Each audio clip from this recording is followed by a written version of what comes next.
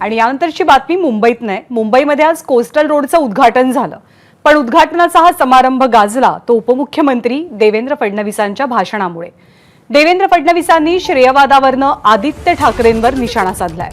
यावेळी त्यांनी आदित्य ठाकरेंचा उल्लेख उबाठाचे बाळराजे असा केला. तर मागच्या काळात इतकी वसुली केली जात होती की काम करणंही मुश्किल बनलं होतं, असा टोला त्यांनी ठाकरेंना लगावला. काल मला इंस्टाग्रामवर आणि सोशल मीडियावर असं बघायला मिळालं की उबाठाचे जे बाळराजे आहेत त्यांनी सांगितलं की हे सगळं आम्ही केलं आणि आमच्या कामाचं श्रेय हे घेतायत. पहिल्यांदा तर त्यांना सांगतो, आम्ही दुसऱ्याच्या कामाचे श्रेय घेणारे लोक नाही आहोत. जे आम्ही करतो त्याचं श्रेय आम्ही या ठिकाणी घेतो.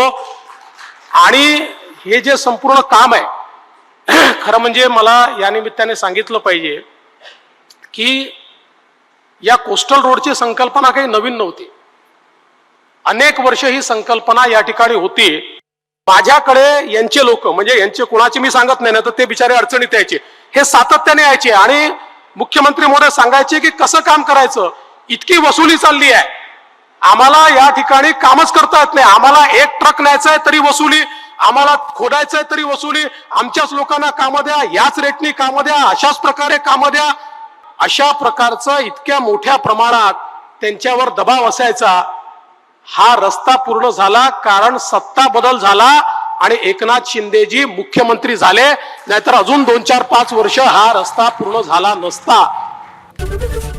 एबीपी माझा, उघडा डोळे बघा नीट.